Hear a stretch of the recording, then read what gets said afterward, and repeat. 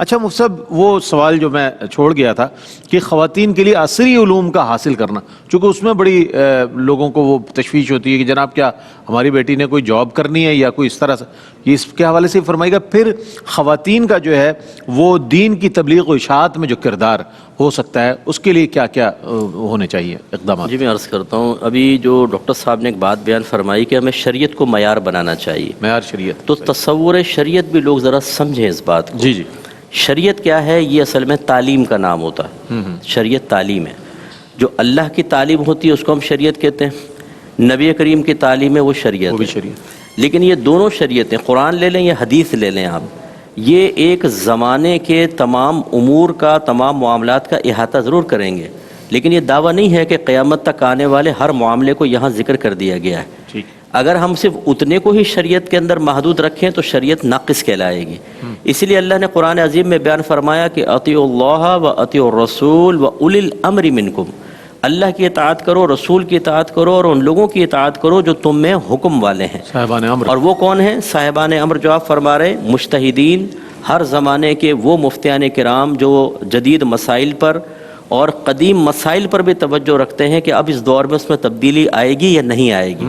اسی طریقے سے لوگوں کی تعلیم اور تربیت کا وہ فریضہ سر انجام دیتے ہیں۔ اس کا مطلب ہے اب شریعت وہ بھی ہے کہ جو آپ کے زمانے کے صحیح العقیدہ اور ماہر علماء کرام اگر کوئی آپ کو بیان کریں گے تو وہ بھی شریعت میں داخل ہوگا، کیونکہ اللہ کے حکم کے تابع ہو گیا۔ واہ واہ، ابھی جو بات اب لوگ کہتے کیا ہیں، دیکھیں ابھی تو بیان کیا ہے بی بی فاطمہ نے رات میں کہا تھا مجھے دفنانا، تو یہ جو بہت زیادہ ایکسٹریمسٹ ہوتی ہیں خواتین پردے کے معاملے میں، وہ تو انہی چیزوں کو دلیل بناتی ہیں۔ جی ان کو یہ سمجھنا چاہیے کہ اللہ تعالیٰ قرآن عظیم میں کیا بیان فرما رہا ہے۔ بی بی فاطمہ رضی اللہ تعالیٰ عنہ نے جیسا اپنا ماحول دیکھا، جتنی ان کے پاس گنجائش تھی، انہوں نے اس کے مطابق طرز عمل اختیار کیا۔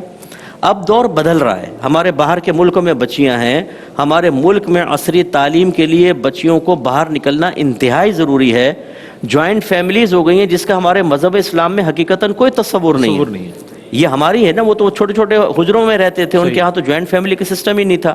ہاں خاندانی میل ملاپ ضرور تھا، لیکن جس طرح ہمارے یہاں 5 فیملیاں ایک ہی گھر کے اندر رہ رہی ہیں، ایسا تصور تو نہیں تھا۔ تو لازم سی بات ہے کہ اب علماء اب بیان کریں گے تو وہ بچیاں خاص طور پہ متوجہ فرمائیں کہ جو بی بی فاطمہ کو بنیاد بنا کر قرآن کی اس آیت کے خلاف چلی جاتی ہیں کہ علماء کی نہیں سنیں گے، دیکھیں بی بی فاطمہ نے تو اس طرح کا پردہ کیا تھا۔ آپ کو ایک عالم اگر یہ بتا رہے ہیں، مستند عالم دین، تو پھر آپ ان کی تعلیمات پر بھی آپ کو توجہ کرنی ہے۔ اور بڑی معذرت کے ساتھ یہ تکلیف دہ بات تو ہوگی، لیکن میں عرض کروں گا بعض اوقات پیر عالم نہیں ہوگا، لیکن پیر اپنی فرسودہ تعلیم دے کر لوگوں کو ایکسٹریمسٹ بنا رہا ہے، اور مرید حق کے وفاداری ادا کرتے ہوئے قرآن کی آیت کے خلاف جا رہا ہے کہ اولی الامر منکم کی نہیں سننا، ہمیں سننا اپنے پیر صاحب کی۔ بالکل، حالانکہ وہ اولی الامر منکم میں داخل ہی نہیں ہے۔ وہ پیر ذرا اپنے آپ کو ثابت تو کرے کہ میں اولی الامر منکم میں داخل ہوں، میں ہی صاحب امر ہوں۔ تو لوگ بعض اوقات اپنے پیر، اپنے آستانے، اپنے خاندان کی تعلیمات کو بنیاد بنا کر یہ ثابت کرنے کی کوشش کر رہے ہوتے ہیں کہ آپ میں دینی جذبہ کم ہے، ہم میں زیادہ ہے، حالانکہ خود اس آیت کا انکار کر رہے ہوتے ہیں۔ عملی انکار کہہ رہا ہوں، زبانی انکار نہیں ہے۔ تو اس لیے یہ بات بھی سمجھنی چاہیے۔ وہ بچیاں جو عاطف نے بالکل ٹھیک کہا، ایک سسر صاحب نے ہم سے فریاد کی کہ مفتی صاحب ہم نے اپنے بچے کے لیے ایک دیندار لڑکی کی تلاش کی کہ ہم نہیں لائیں گے دنیا دار۔ ٹھیک ہے، اب وہ دیندار نے آ کے پہلے دن ہی اندر سے کنڈی لگا لی کہ میں تو باہر ہی نکلوں گی، باہر تو جیٹ بھی ہے اور دیور بھی ہے، اور میں تو نہیں نکلوں گی، نہ کچن میں کام کرتی ہے۔ اب جو مہمان آتے ہیں لازمی باتیں کہتے ہیں دلہن کو لاؤ، دلہن صاحبہ باہر نکلنے کے لیے تیار نہیں ہے۔ وہ کہنے لگا مفتی صاحب ہم نے یہ اب پکا ارادہ کر لیا ہے کہ اب دیندار لڑکی کو ہم نے گھر میں نہیں لانا۔ تم نے کون سا اچھا کام کیا ہے یہ اپنے ایکسٹریمسٹ پن کے اندر مبتلا ہو کر؟ باہر کی بچیاں وہاں، اچھا پھر میں بعض وقت گزارش کرتا ہوں باہر جو خواتین ہیں ان کے لیے وہیں پہ ڈیلیوری کرنا لازم کوئی ہے۔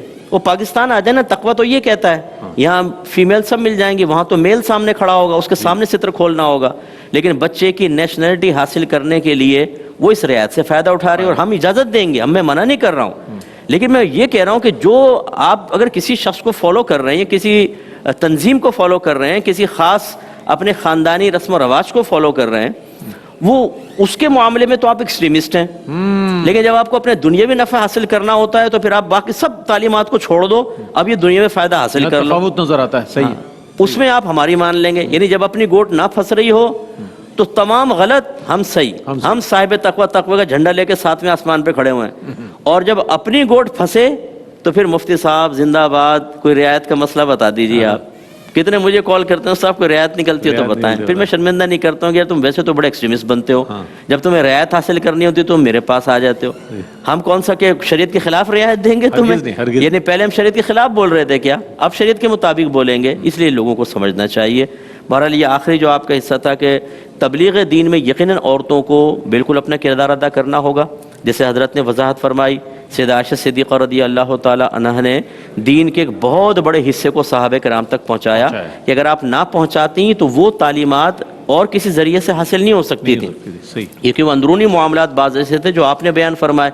اور یقینی سی بات ہے کہ عورتیں بعض مسائل ایسے ہیں جیسے عاطف کہہ رہے ہیں کہ وہ اجازت ہی نہیں ہوتی کہ مردوں سے معلوم کر لیں. بالکل یونیورسٹی میں آ کے وہ ان سے ڈسکس کر رہی ہیں، گھر میں اتنی سختی ہے کہ دیندار سے نہیں معلوم کرنا آپ کو.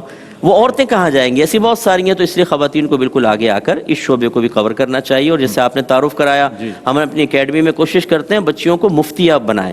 ہم ان کو اتنا ہی کورس پڑھاتے ہیں جتنا مردوں کو پڑھا رہے ہیں، تاکہ وہ عورتوں کی مرکز بنے، مرجع بنے، عورتیں ان سے استفادہ کریں. اللہ تعالیٰ اس میں بھی کامیابی عطا فرمائے.